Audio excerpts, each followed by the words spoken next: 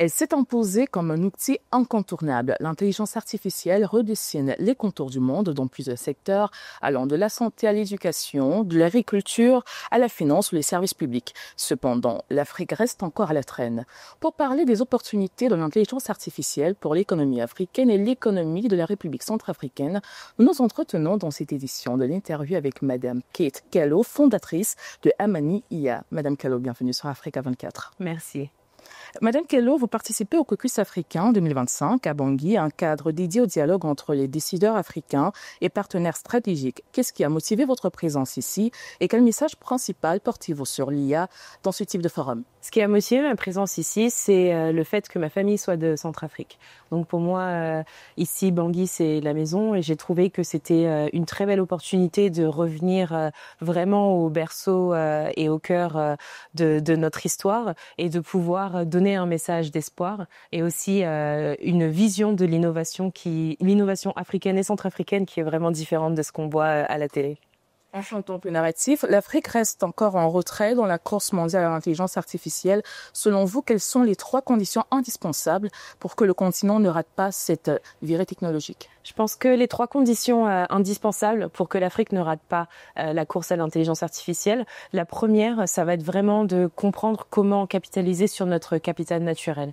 Encore une fois, on est un continent qui est très riche en ressources énergétiques, minières, mais aussi agriculture. Donc comment est-ce qu'on peut utiliser toutes ces ressources pour vraiment construire une infrastructure qui est résiliente, mais aussi qui peut pouvoir soutenir et vraiment faire avancer le continent d'une façon différente. Donc par exemple, comprendre comment est-ce qu'on peut utiliser tout ce qui est énergie renouvelable pour pouvoir construire une infrastructure qui est green, qui est propre, mais aussi comment est-ce que nos pays peuvent s'organiser et partager ces infrastructures. Vous savez, aujourd'hui, 90% des data centers qui sont utilisés pour entraîner des gros modèles d'intelligence artificielle sont dans seulement 2 pays, les États-Unis et la Chine. Et le reste des 10%, la plupart sont en Europe. Donc, quand il s'agit de l'Afrique, où notre continent représente la plupart de la population mondiale, on est vraiment dans un cas où ce manque d'infrastructures vraiment nous retient par rapport à l'innovation qu'il se passe. La deuxième condition, je pense que ça va être autour d'investir dans ces infrastructures résilientes, donc vraiment de compter sur les gouvernements et l'écosystème local, les grosses sociétés du secteur privé pour construire ces infrastructures, construire ces data centers. Et la troisième, ça va être vraiment de traiter nos données d'une façon souveraine. Donc de pas retomber dans toutes ces mesures d'extraction et d'exploitation de nos ressources, y compris nos données, et de vraiment pouvoir donner accès à nos données aux populations locales, aux innovateurs locaux qui comprennent très bien les questions d'intelligence artificielle, mais qui aujourd'hui n'ont pas accès au gouvernement, n'ont pas accès aux données et n'ont pas de place à la table quand il s'agit de prendre des décisions sur le futur de l'Afrique. On parle d'indépendance de nos données. L'IA générative bouleverse déjà des secteurs comme la santé, l'éducation ou la finance. Quelles applications concrètes à fort impact voyez-vous émerger à court terme pour les économies africaines? Pour les économies africaines, l'IA générative va être une IA qui va être appliquée. Et quand on dit intelligence artificielle appliquée, on parle vraiment d'une façon d'utiliser l'intelligence artificielle pour améliorer des choses qui sont déjà courantes dans nos vies. Donc quand on parle de technologie, vraiment la technologie, c'est pas une fin en soi, mais c'est un moyen pour arriver à une fin. Donc quels sont les secteurs que l'IA générative peut toucher aujourd'hui? Je peux vous dire qu'il y a déjà énormément de progrès qui a été fait dans l'agriculture. Donc utiliser l'IA générative pour comprendre l'état des cultures, pour comprendre l'état des sols, pour relancer des agricultures au niveau national. Donc nous, on travaille par exemple avec le gouvernement de la Sierra Leone où on les aide à relancer la culture du riz nationalement. La deuxième application, je pense que ça va être aussi lié à l'environnement, donc tout ce qui est minier, donc capital minier autour de l'Afrique, faire une meilleure cartographie de nos mines, mais aussi comprendre où sont nos ressources exactement. Aujourd'hui, c'est toujours très difficile, même dans le contexte de la République centrafricaine, de comprendre exactement où sont les ressources. Donc on peut utiliser l'IA générative couplée à des technologies d'imagerie satellitaire pour pouvoir faire ce travail. Ensuite, Ensuite, le troisième, je pense que ça va être vraiment dans tout ce qui est service, donc pouvoir donner un service de qualité dans des langues qui sont locales et qui sont sous-représentées.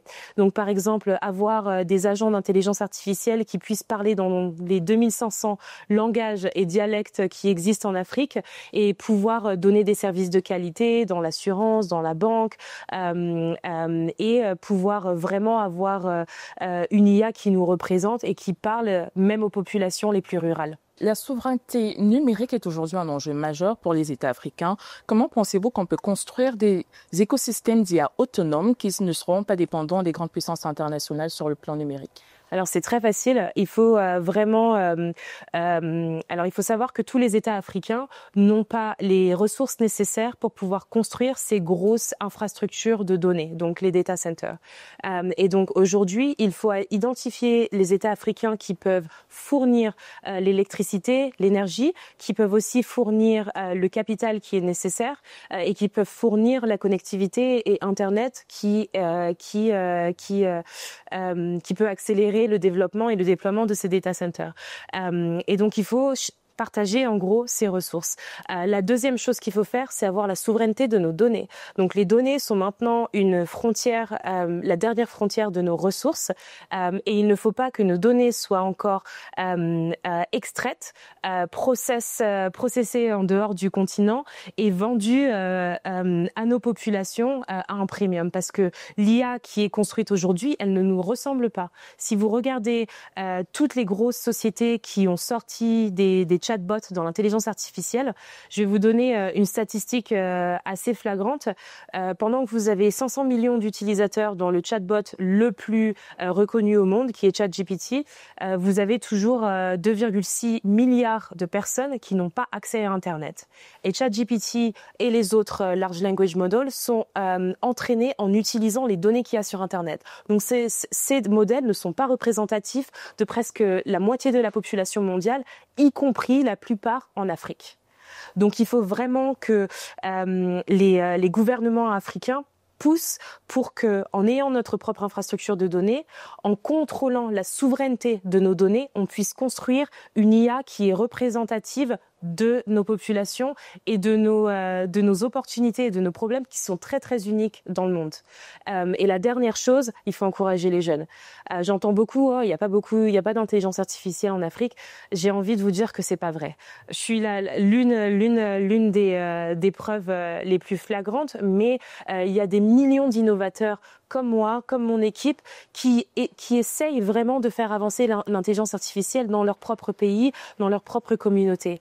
Et le plus souvent, ils n'ont pas cette plateforme pour pouvoir avoir la visibilité qui est nécessaire ou la même visibilité que des grosses sociétés américaines ou européennes ou chinoises. Et il faut qu'on commence à donner une plateforme à ces innovateurs. Et il faut que nos gouvernements africains achètent une IA qui est africaine, achètent un talent qui est africain, achètent un software qui est africain, plutôt que de continuer de se tourner vers l'Europe ou les États-Unis ou la Chine pour que ces pays viennent résoudre nos problèmes. On n'avancera jamais. On parle d'innovateurs jeunes, on va vous prendre pour exemple en tant que femme leader dans un secteur à prédominance masculine. Quel regard portez-vous sur l'inclusion des jeunes et des femmes dans les filières d'innovation numérique en Afrique? Il y a, pour nous, on s'est rendu compte très rapidement que en étant intentionnel, on arrive vraiment à élever les femmes dans notre secteur. Donc dans notre société, par exemple, plus de la moitié de nos employés sont des femmes. Des jeunes femmes. Plus de 70% de notre comité exécutif sont des femmes. Notre board est composé de femmes, seulement de femmes également.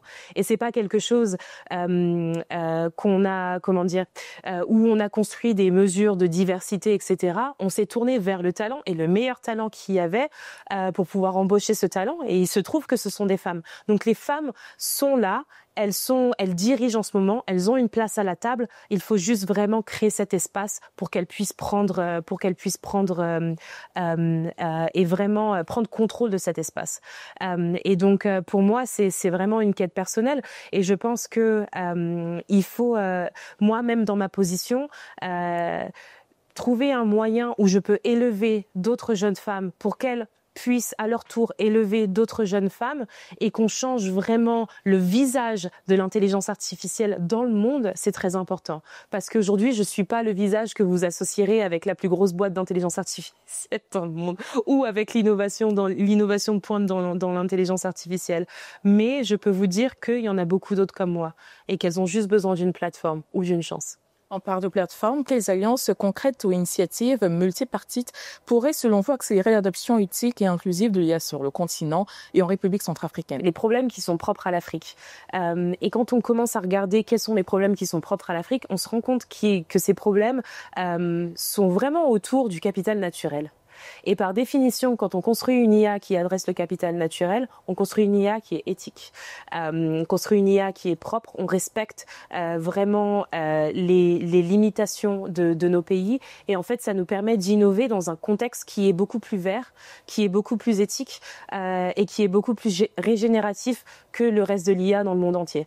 On ne gagnera pas par construire des gros supercomputers ou des gros data centers qui valent des centaines de milliards de dollars et qui aujourd'hui continue à accélérer le changement climatique. On gagnera par construire quelque chose qui est approprié et qui est adapté à nos ressources, mais aussi à nos limitations.